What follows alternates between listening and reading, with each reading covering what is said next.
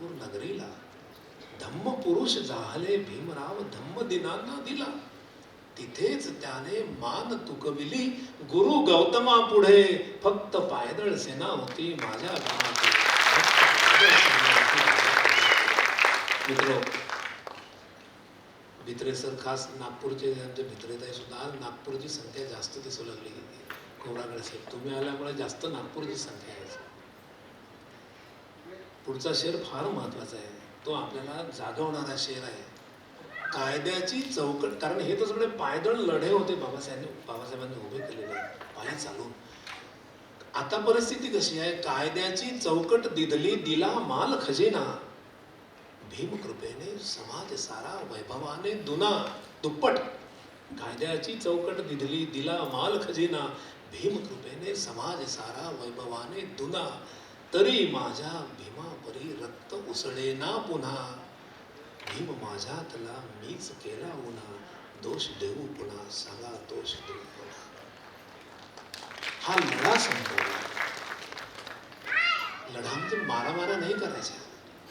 विचार संपला, अभिव्यक्ती संपली, स्वातंत्र्य संपलं. म्हणजे शिलाचं रक्षण संवर्धन करण्याची जी काही खुमखुमी होती ती संपली. इतरांच्या कल्याणासाठी मी जगलो पाहिजे याच्याविषयीचा भाव संपला. कसं होईल? एक औरंगाबादचे शायर फार सुंदर लिहितात की आंखों में प्यार दिल में मुरव्वत ना रही. वो महफिले वो धोब वो चाहत ना रही. वो दिन हवा हुए जब पसीना गुलाब था. अब आदमी के खून की कीमत ना रही. वो दिन हवा हुए जब पसीना गुलाब था. अब आदमी के खून की कीमत ना रही. बन में न ले पनाह तो फिर क्या करे सहर. सहर सैदीची गझल आहे आपल्या औरंगाबादची, जालन्याची मला वाटते. सहर सैदी मोठे शायर होऊन गेले औरंगाबादला. ही गझलेची राजधानी आहे, गझलेची देण आहे औरंगाबाद. इथून गझल निर्माण झालेली आहे. वली दखनी ज्याला उर्दूचे बाबा आदम म्हटले जाते, त्यांनी इथून गझल निर्माण केली, भारताला प्रदान केलेली आहे. फार सुंदर शेर आहे. बन में न ले पनाह म्हणजे आश्रय. वनात नाही जाणार तर काय करणार. बन में न ले पनाह तो फिर क्या करे सहर. वो शख्स जिसकी शहर में इज्जत ना रहे. काय करणार. शील संपलंय, चारित्र्य संपलंय, लढे देण्याची त्याची खूपच संपली आहे. तो लढे नाही देत होता, तो कोरून कोरून काम करतो, म्हणजे कुरापत करतो. पुरुषाचं लक्षण आहे की त्याला समोरून लढा उभा केला पाहिजे. पण त्याला स्वाभिमान लागते, त्याला शील लागते, त्याला धारिष्ट्य लागते, त्याला ध्यान लागते, त्याला ज्ञान लागते. त्याच्यासाठी बुद्ध लागतो, त्याच्यासाठी महावीर लागतो. चलो सामने खडे आहे. मित्रो, भीम माझा लढे देत होता, मला समतेकडे नेत होता. हे समतेच्या लढ्याचं आपण गाणं बघूया.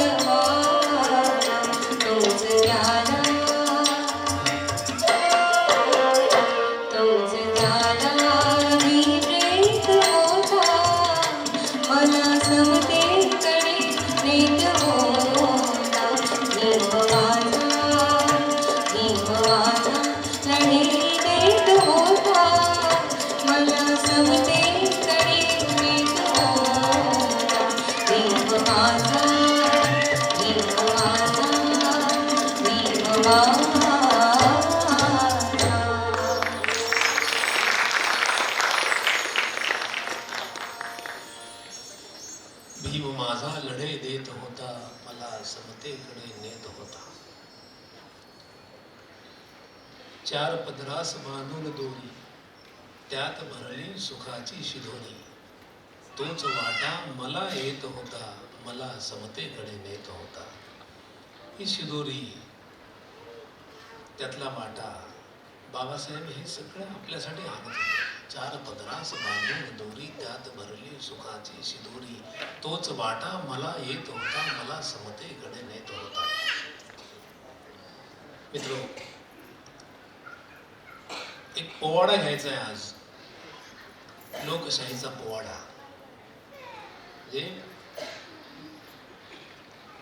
बाबासाहेब लोकशाहीची कन्सेप्ट समजावून सांगताना, लोकशाही म्हणजे शासकीय यंत्रणा नाही, ते सरकारी स्वरूप नाही. हे पोवाड्यातून सांगायचं आहे. म्हणजे काय लोकशाही. तसं पोवाडा म्हटलं की आपल्याकडे तो वीर रस आणि सगळं मग असा तो तामझाम असतो. पोवाड्याचं आधीचं नाव प्रवाद असं आहे. प्रवाद, पवाडा, पवाडा, पवाद, प्रवाद. म्हणजे कौतुक करणे, कीर्ती सांगणे, गौरविणे, अशा प्रकारचा तो भाग आहे. आपण राजांची, वीरांची, शूरांची कथा आपण पोवाड्यातून ऐकलेली आहे. पण लोकशाहीची कथा पोवाड्यातून ऐकता येईल का? संविधानाची कथा पोवाड्यातून ऐकता येईल का? असा एक पण प्रयत्न या स्टेजवरनं करतोय. मित्र, लोकशाही जी उभी आहे ती स्वातंत्र्य, समता आणि बंधुता या त्रिसूत्रीवर उभी आहे. म्हणजे जनता स्वतंत्र तर असावी, ती अभिव्यक्ती करण्यासाठी सक्षम देखील असावी, परंतु सामाजिक बंधनापासून ती मुक्त असली पाहिजे. तरच तुम्हाला स्वातंत्र्याची, लोकशाहीची किंवा संविधानाची खरी टेस्ट येईल. मी फ्री आहे, परंतु सामाजिक बंधन मला अलाउड करत नाही. म्हणजे साधं उदाहरण जर द्यायचं झालं तर एखादा माणूस समजा कटिंगचं दुकान ज्याचं आहे, म्हणजे तू फ्री आहे, भारत सरकारनं फ्री केलं, संविधानानं फ्री केलं, लोकशाहीनं फ्री केलं, पण तू कटिंगचंच दुकान टाकलं पाहिजे. किंवा एखाद्याचं किराणाचं दुकान आहे, मग तू किराणा दुकानच टाकलं पाहिजे, कारण परंपरेनं ते आलेलं आहे. आता हे फ्रीडम नाही आहे. पारंपरिक व्यवसायच आपण केलं पाहिजे, तेवढ्याच दायऱ्यापर्यंत जर आपण फ्री असू तर याला स्वातंत्र्य नाही. म्हणजे हे सामाजिक बंधन झालं. म्हणजे तू कोण या लोकांचा आहे, तू कोण त्या लोकांचा आहे, मग तुला हाच धंदा करावा लागेल. आता या फ्रीडमचा अर्थच नाही काही. फ्रीडमचा अर्थ असा आहे की मला जे नैसर्गिक दृष्ट्या अभिव्यक्ती मला पाहिजे ती मला मिळाली पाहिजे. मग मी कुठलाही धंदा करेल, मी कुठलीही नोकरी करेल, मी कुठलंही क्रिएट करेल, याचं नाव खरं स्वातंत्र्य आहे. आणि याचाच अर्थ आपण लोकशाही यालाच आपण म्हणूया. लोकशाहीचा पोवाडा सादर करूया आपण. आणि खूप दिवसाची इच्छा होती वैष्णवीची पण पोवाडा, बऱ्याच जणांची इच्छा होती पोवाडा आपण ऐकला पाहिजे. आज वैष्णवीचा पोवाडा आपण ऐकूया.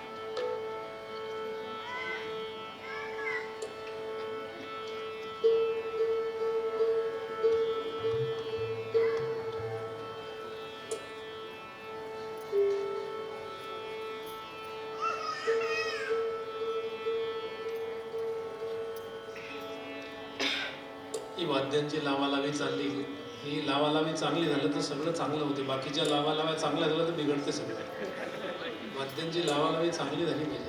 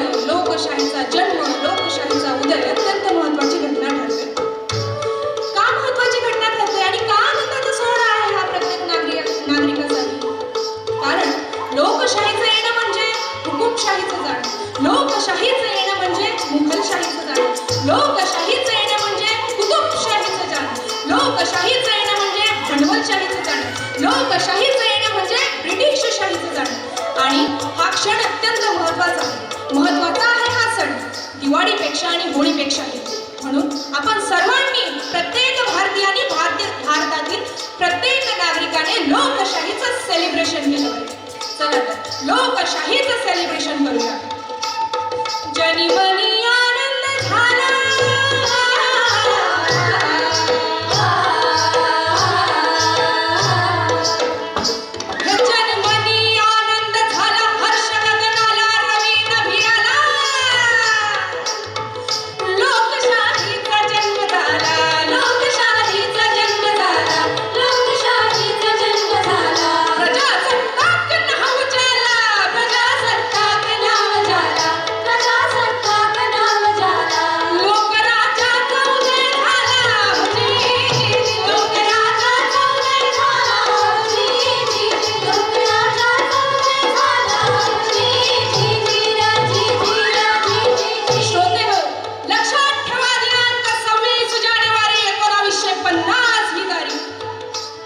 या दिवशी आपण प्रजासत्ताक झालो.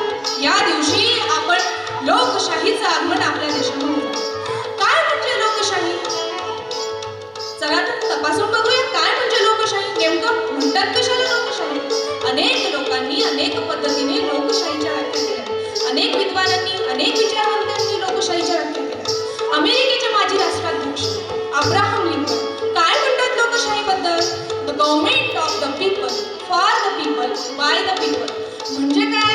लोकांनी लोकांसाठी चालविलेलं लोकांचं राज्य म्हणजे लोकशाही. ब्रिटिश कॉन्स्टिट्यूशनवर भाष्य करणारे वॉल्टर बेकहॉट काय म्हणतात लोकशाहीबद्दल?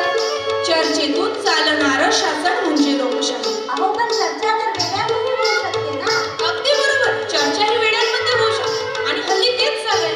म्हणून लोकशाहीची अत्यंत समर्पक अशी व्याख्या जी लोकशाहीच्या मूळ गाभ्यापर्यंत आपल्याला मिळते, जी भारतरत्न विश्वरत्न डॉक्टर बाबासाहेब आंबेडकर आपल्याला देतात. काय म्हणतात बाबासाहेब लोकशाहीबद्दल?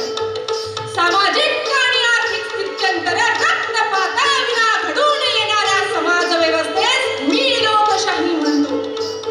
रसिको, देशाला विकास हवाय. विकास कोणाला नकोय? सर्वांना हवाय. तुम्हाला, आम्हाला, आपल्या सर्वांना हवाय. परंतु कोणाचंही रक्त सांडवून नव्हे, तर रक्तपाताविना विकास हवाय आपल्याला. Without bloodshed. बाबासाहेब केवळ व्याख्या देऊन थांबत नाही, तर प्रत्येक भारतीयासाठी भारतीय संविधानाच्या माध्यमातून लोकशाही ते आपल्याला देतात. सोबतच या लोकशाहीचं जतन करण्याची सक्रिय भूमिका आपल्याकडून ते मागतात. मित्रांनो, आपली लोकशाही अत्यंत सुंदर आहे. आपल्याला जगणं शिकवणारी, मान देणारी, सन्मान देणारी ही लोकशाही अत्यंत सुंदर दिसते. ऐकू कशी दिसते ही लोकशाही, जरा ऐकूया आपण.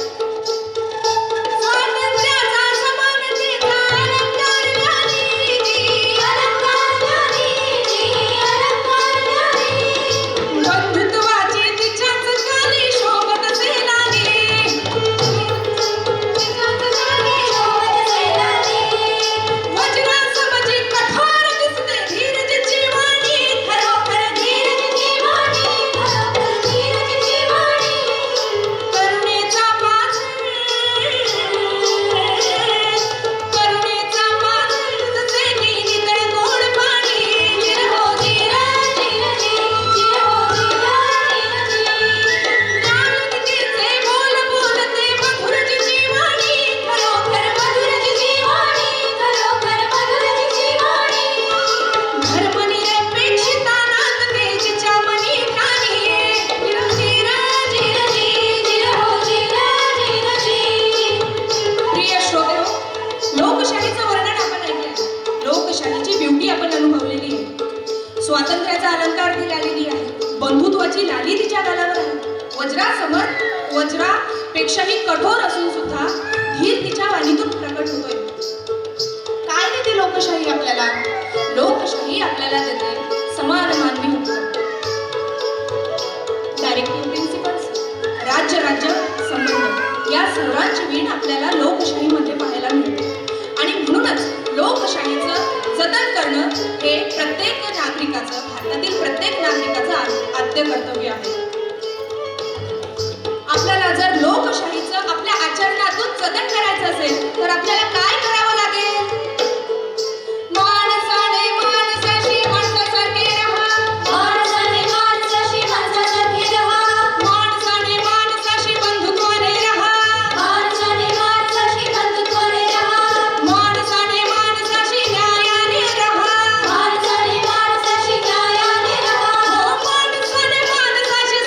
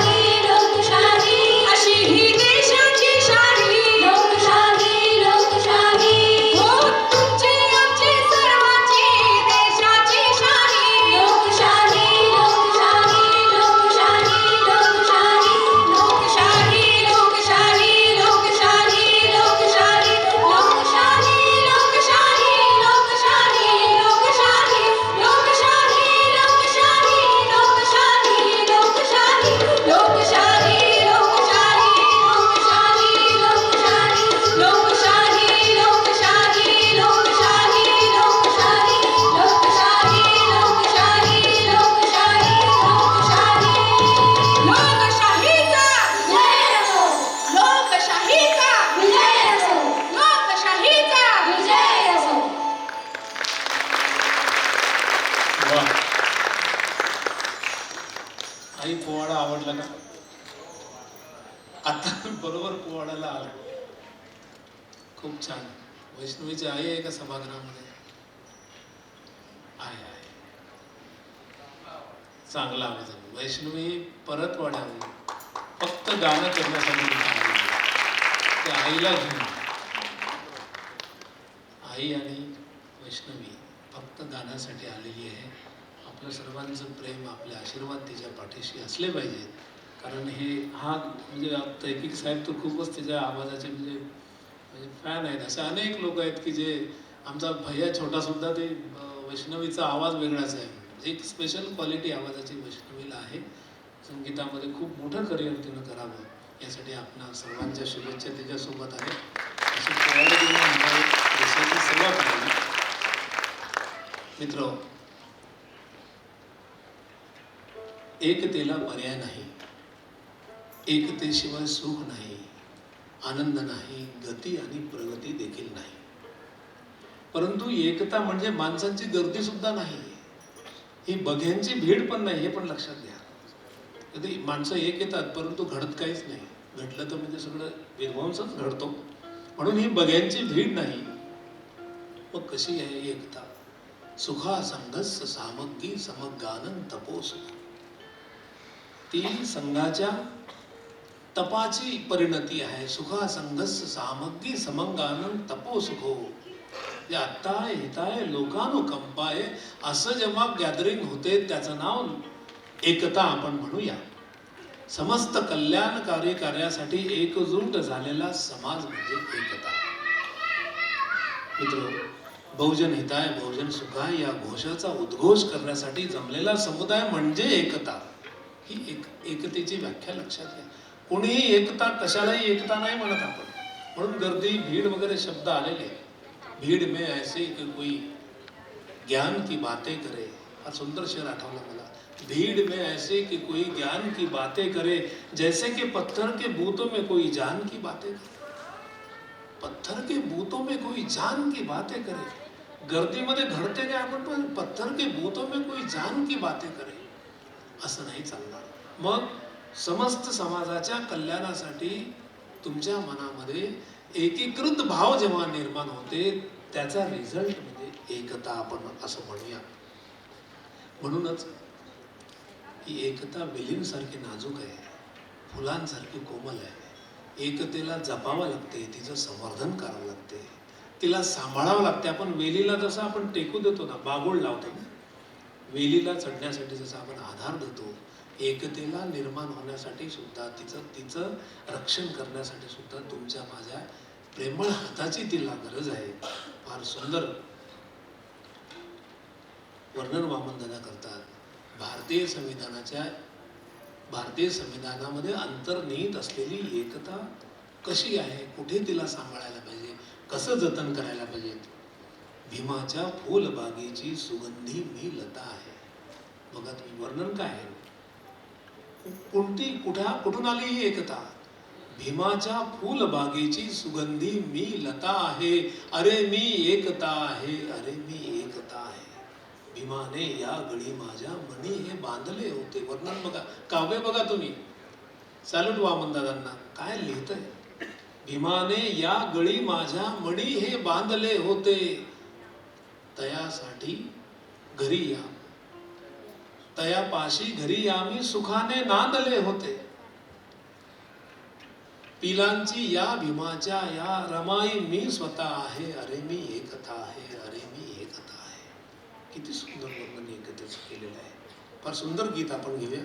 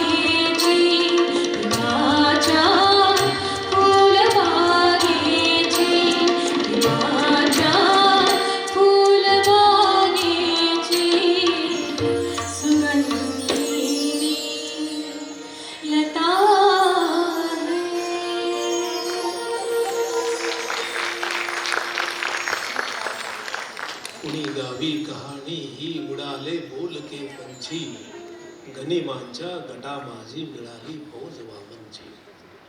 कुठे गेली ती माणसं, कहाणी रचणारे, गाणी गाणारे, संविधान निर्माण करणारे. एक प्रसंग तर इतका सुंदर आहे भारतीय संविधान सभेमध्ये, म्हणजे गीतकारांना आवर्जून मी हा प्रसंग सांगतो की हसरत मोहानी त्या काळातले गझलकार ज्यांनी चुपके चुपके रात दिन आंसू बहाना याद ही गझल लिहिली, संविधान सभेचे सदस्य होते. म्हणजे त्या काळामध्ये गीतकार सुद्धा किती ब्रिलियंट होते की ते भारताच्या संविधान सभेमध्ये आपलं योगदान देत होते. कुणी गावी कहाणी ही उडाले बोलके पंछी, गनिमाच्या गटा माझी मिळाली फौज वामनची. कुठे आहे ती माणसं? मित्र, आपण नेहमी म्हणतो की ब्रिटिशांनी त्रास दिला, मुघलांनी त्रास दिला, हुनांनी त्रास दिला, शक मुस्लिम या सगळ्या राज्यकर्त्यांनी आपल्याला त्रास दिलेला आहे. एक साधा प्रश्न आता उपस्थित होतो की आता तर मुस्लिम पण नाही राज्यकर्ते, आता तर मुघल पण नाही, आता पण हुन पण नाही, शक पण नाही, राजपूत पण नाही, ब्रिटिश तर नाहीतच नाही. मग त्रास संपला का? आजही हाथरस सारखं प्रकरण होते जिथे मुलीवर अत्याचार करून डायरेक्ट स्मशानभूमीत जाळून टाकलं जाते. आता कोण त्रास देते? मागणी करणाऱ्या शेतकऱ्यांच्या अंगावर गाड्या घातल्या जातात, त्यांना चिरडलं जाते. हे ब्रिटिश आहे, मुघल आहे, हे कोण लोक आहेत त्रास देणारे? ते आपण बहाणे खूप करतो, परंतु फॅक्ट पाहायला गेले की आपल्याला ते जमत नाही. कोण त्रास देते? फार महत्वाचा आणि गहन प्रश्न आहे हा. मणिपूर जळते महिना महिना, त्याच्यामुळे कोण पाहते, कोण जाणणारे आहे? मोठी बिकट अवस्था आहे. म्हणजे याची जाणीव करून देण्यासाठी सूर संविधानाच्या मैफलीचा जन्म आहे, त्याचं सादरीकरण आहे. आपण पाहायला पाहिजे, आपलेच बांधव आहेत, आपलेच भाऊ आहेत, आपलेच लोक आहेत, ते याच देशातले आहेत. राज्य जरी वेगळं असलं तरी काय झालं, याच देशातली माणसं आहेत. त्याच्यामुळे स्वातंत्र्य, समता, बंधुत्व, न्याय ही जी चौकट आहे भारतीय संविधानाची, हिला जर सांभाळायचं असेल तर या लोकांवर प्रेम करावं लागेल आपल्याला. आणि लोकांनी बोललं पाहिजे, लोकांनी लिहिलं पाहिजे, लोकांनी गायलं पाहिजे. काय गायलं पाहिजे? गाण्याची पण फार मोठी गंमत आहे. आमच्याकडे गाणे पण कसे चालतात? चलो सखी सौतन के घर जाइए, मान घटे तो क्या घटे जाइए, पी के दर्शन पाइए, चलो सखी सौतन के घर जाइए. असं या गाण्यानं कसं होईल आपलं? सूर संविधानाचे यायला पाहिजे,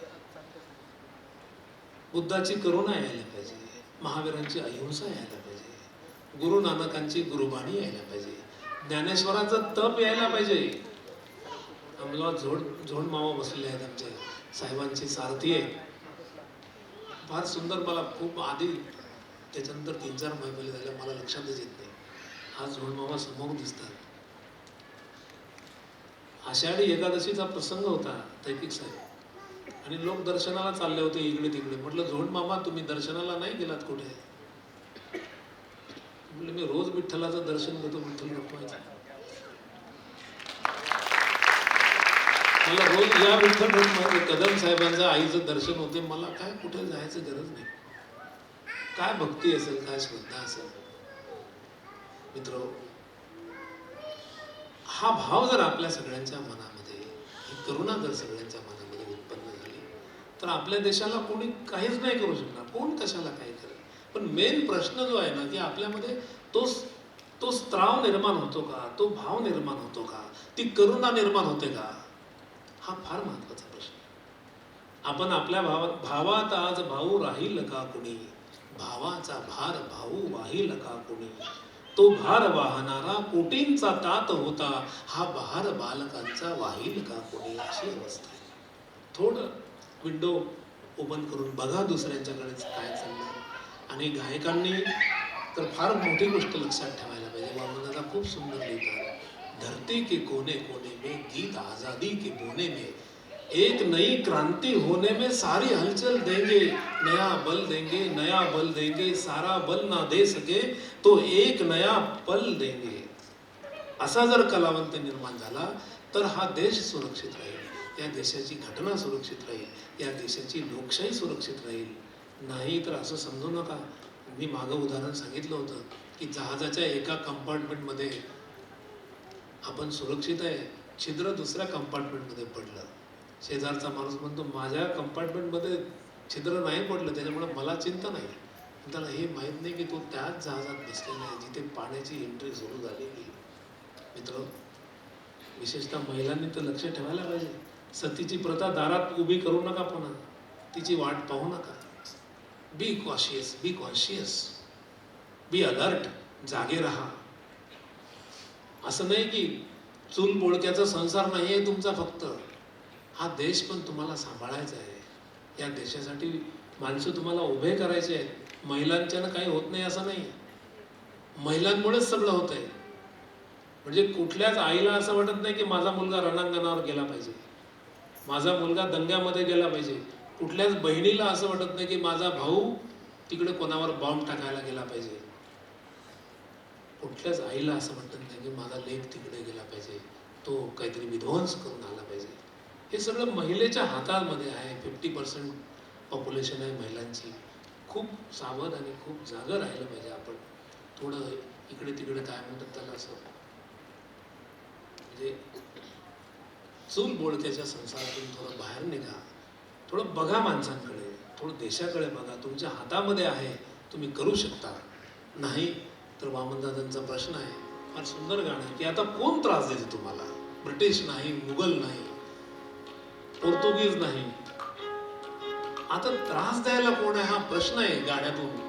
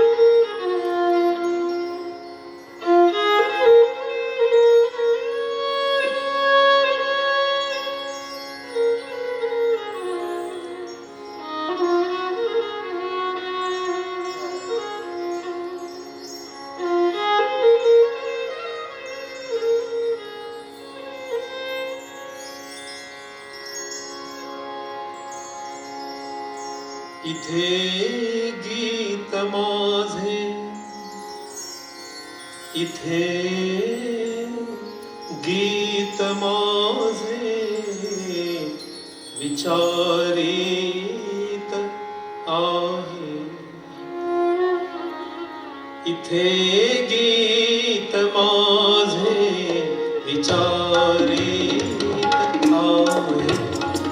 इथे गीत माझे विचारित आहे. कोण रे कुणाला, कोण रे कुणाला, कोण रे कुणाला अवघेरी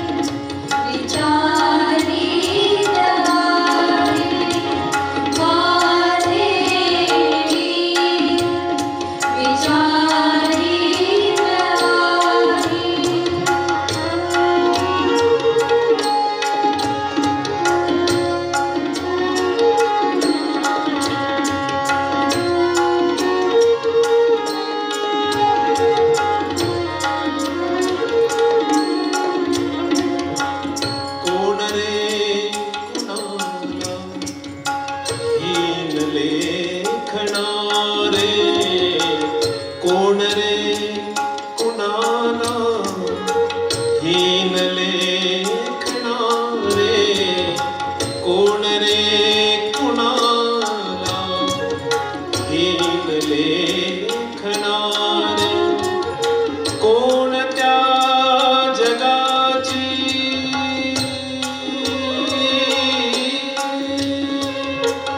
कोणत्या जगाची, कोणत्या जगाची अशी रीत आहे, इथे गीत माझे विचारित आहे, इथे गीत माझे विचारित आहे. माझे गीत विचारित आहे, माझे गीत विचारित आहे.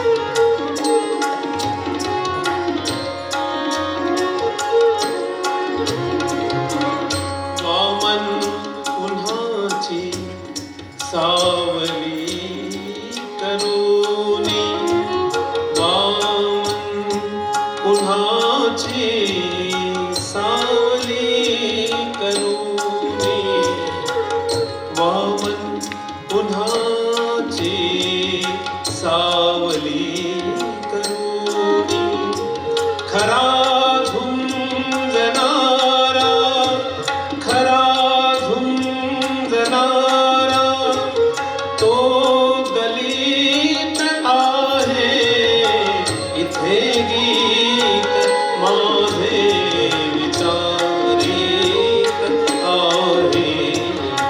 कोण रे कुणाला, कोण रे कुणाला अव्हेरीत आहे, इथे गीत माझे विचारित आहे, इथे गीत माझे, इथे गीत माझे, इथे गीत माझे.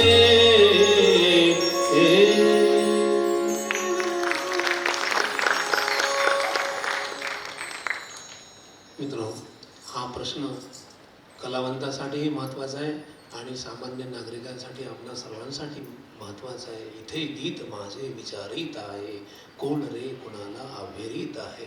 विचारण्याच्या बाबतीत काळजी करू नका. विचारा, प्रश्न विचारा, बोला, अभिव्यक्त व्हा. भारतीय राज्यघटनेनं दिलेलं स्वातंत्र्य पूर्णपणे इम्प्लिमेंट करा, युटिलाइज करा, त्याचं ॲप्लिकेशन करा, तरच त्या संविधानाला अर्थ आहे. हे मात्र तेवढंच खरं आहे. मित्रो, जुने पुराणे जुलमी वाडे, कुजाडलेली कुजली झाडे. मला शिवचा मगाशी संदर्भ आठवला, म्हटलं त्यात तो संदर्भ मी घेणार आहे. जुने पुराणे जुलमी वाडे, कुजाटलेली कुजली झाडे, उन्मळती हे कोसळती सारे माती आड दडे, आज नवा इतिहास घडे, आज नवा इतिहास घडे. हे जुने पुराणे जुलमी वाडे, कुजाटलेली कुजली झाडे, उन्मळती हे कोसळती सारे माती आड दडे. हा इतिहास आपण पाहतोय. काय इतिहास होता मित्रो? तुम्हाला भरोसा बसणार नाही याच्यावर. कोणता इतिहास मी तुम्हाला सांगतो की ज्याच्या सावलीचा बिटाळ व्हायचा, ज्याला सड्यावर युद्धलं जात नव्हतं. इथं TBMची सगळी मंडळी आहेत, आमचे इंगळे साहेब वगैरे, सूर्यवंशी साहेब, सगळी मंडळी TBMची आलेली आहे. प्रत्येक कार्यक्रमाला ते असतात. माणसाला सावली पडू दिली जात नव्हती. त्याच्या गळ्यामध्ये गाडगं होतं, पाठीला त्याच्या झाडू बांधलेला होता आणि सड्यावर पण त्याला येऊ दिलं जात नव्हतं. आणि तेही कायद्यानं. तैकिक साहेब, तो कायदा होता, तो जीर्ण शीर्ण झालेला कायदा माणसाला दूर करत होता. हा इतिहास आपण पाहतोय मित्र.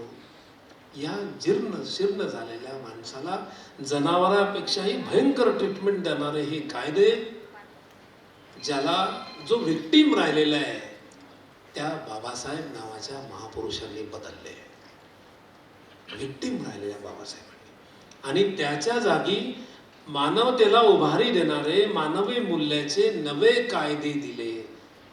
बाबासाहेब भारताचे पहिले कायदे पंडित झाले. स्वतंत्र भारताचे पहिले कायदे पंडित बाबासाहेब. कोण बाबासाहेब? हे सगळं ज्याच्या वाट्याला आलं होतं. आमच्या ताईंनी लेख लिहिला, उद्या येईल तो लोकपत्रामध्ये, की शिक्षकांनी विचारलं विद्यार्थ्यांना की गणित कोण सोडून दाखवतंय, तर बाबासाहेबांनी हात वर केला. शिक्षक म्हणाले, ये भिवा, गणित सोडून दाखव. बाबासाहेब जेव्हा गणित सोडवायला निघाले, उठले, तेव्हा वर्गातल्या इतर विद्यार्थ्यांनी एकच गोंधळ केला की बाबासाहेबांना फळ्यापर्यंत जाऊ द्यायचं नाही. का? तर त्या फळ्याच्या खाली विद्यार्थ्यांचे जेवणाचे डबे होते आणि ते जेवणाचे डबे बाटतील, आम्हाला ते खाता येणार नाही.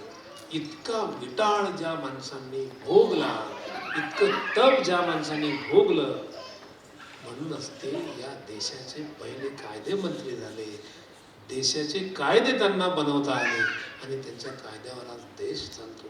ही प्रेरणा तुम्ही घ्यायला पाहिजे, विशेषतः विद्यार्थ्यांनी, की तुमच्या वाट्याला आलेलं दुःख छोटं आहे, फार छोटं आहे ते.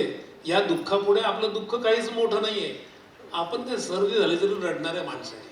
आज काय तर ऊन पडलं म्हणून घराच्या बाहेर न निघणार आहे, आज काय तर पाऊसच आहे, आज काय तर थंडीच आहे. म्हणजे आता त्या वातावरणातच AC वगैरे बसून द्यायची वेळ आलेली आहे. म्हणजे आपल्या दुःखाची कारणं किती छोटी छोटी आहेत मित्र. बाबासाहेबांनी या देशाला संविधानाची चौकट दिली, कायद्याची चौकट दिली. आणि म्हणून बाबासाहेबांचा उल्लेख आधुनिक उपाली असा करतात. एका गांधीवादी नियतकालिकानं हा उल्लेख केलेला आहे की बाबासाहेब आधुनिक उपाली आहेत. कोण उपाली? की धम्मपदामध्ये, म्हणजे धम्म संगीती जेव्हा झाली तेव्हा विनयाचा जो प्रमुख होता त्याचं नाव उपाली होतं. म्हणजे बुद्धाने असा नियम घालून दिला का? तर बाकीचे लोक म्हणायचे हो. असा नियम घालून दिला का? हो. तर उपाली उभे राहायचे, कारण ते संघनायक होते त्या विनयपिटकाचे. ते म्हणायचे हो, दिस इज करेक्ट. आणि संघनायक असलेल्या उपालीच्या नेतृत्वात विनयपिटक नावाचा ग्रंथ तयार झाला आणि भारताचं संविधान देखील बाबासाहेब नावाच्या संघनायकाच्या नेतृत्वात तयार झालं. म्हणून आधुनिक उपाली बाबासाहेब हे आधुनिक उपाली ठरतात. बाबासाहेब कायदे मंत्री पदाची शपथ घ्यायला जातात आणि फार सुंदर वर्णन वंदना करतात. भरलाय दिल्ली दरबार, आज भरलाय दिल्ली दरबार.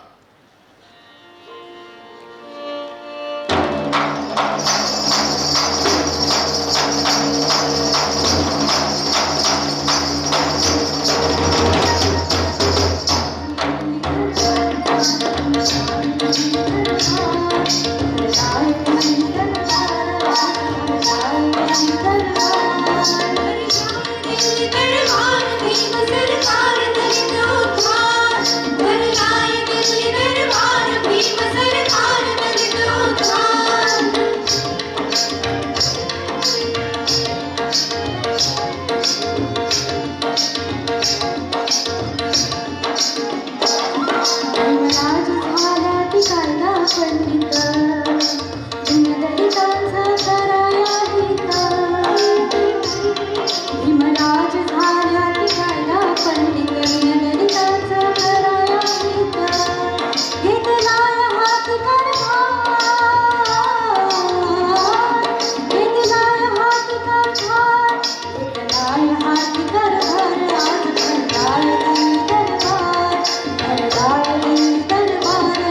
भरलाय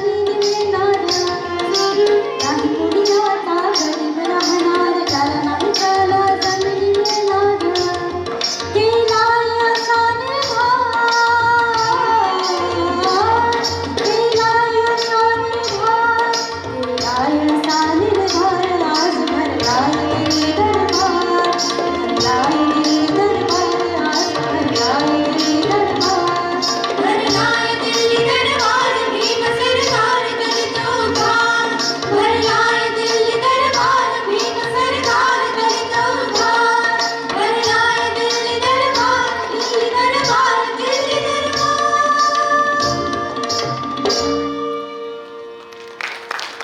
भरलाय दिल्ली दरबार, आज भरलाय दिल्ली दरबार. भीमराज झाल्या ती कायदे पंडित, दीनदलितांचं कराया हित घेतलाय हाती कारभार, आज भरलाय दिल्ली दरबार. वामनदादांचं वैशिष्ट्य हे आहे की जणू काही ते प्रसंग उभा करतात. जसं महाभारतामध्ये संजय प्रसंग उभा करायचे धृतराष्ट्रासमोर, तसं आपल्यासमोर वामनदादा गीतातून प्रसंग उभा करतो. नाही कोणी आता गरीब राहणार, ज्याला नाही त्याला जमिनी मिळणार, केलाय असा निर्धार आज भरलाय दिल्ली दरबार. मित्रो, शेवटचं गाणं घ्यायचंय, वेळ खूप झालाय. भीमा विचार तुझा पिंपळाचा पार आहे. म्हणजे बाबासाहेबांचा आता जन्मदिवस उद्या आपण सेलिब्रेट करणार आहे. हा 14 एप्रिल 1891 जन्माला आलेला भीमा, त्याचं तर शेवटचं आयुष्यातलं the last work, last huge work and magnificent work done by Babasaheb. नागपूरला त्यांनी दिलेली धम्मदीक्षा. भले से भले की बात हम करेंगे, पीपल तले की बात हम करेंगे, गौतम की गाथा उनसे गवा के फिर उनके गले की बात हम करेंगे. हा पिंपळाच्या झाडाखाली विसावलेला महापुरुष. तसं पिंपळाचं महत्व आपल्यामध्ये खूप आहे. इथल्या पिंपळ पानावरून अवघे विश्व तरावे, मंगेश पाडगावकर लिहितात. इथल्या पिंपळ पानावर अवघे विश्व तरावे, या जन्मावर या जगण्यावर शतदा प्रेम करावे. याही पेक्षा पिंपळाचं महत्व आहे. खेड्यापाड्यामध्ये जास्त पिंपळाच्या पारावर बसतात. पिंपळाच्या पारात तिथं माणसं गावातली बसतात, हितगुज करतात, एकमेकाचे सुखदुःखाचं शेअरिंग करतात. आणखी पिंपळाचं महत्व असं आहे की तथागताला, त्याला आपण बोधिवृक्ष म्हणतो, या बोधिवृक्षाखाली, या पिंपळ वृक्षाखाली तथागताला ज्ञानाची प्राप्ती झाली, ते बुद्ध झाले. MGMच्या कॅम्पसमध्ये तुम्ही जर आता वेळ मिळाला तर आता रात्र झाली, उद्या वगैरे या इकडे. कुठलं डिपार्टमेंट आपलं? Fashion designing. आमची रसिका तिथं असते, शिकते आता. फॅशन डिझायनिंगच्या बिल्डिंग समोर जर गेलात तुम्ही तर पिंपळाचं झाड तिथं आहे. ते बिल्डिंगच्या मध्ये येत होतं.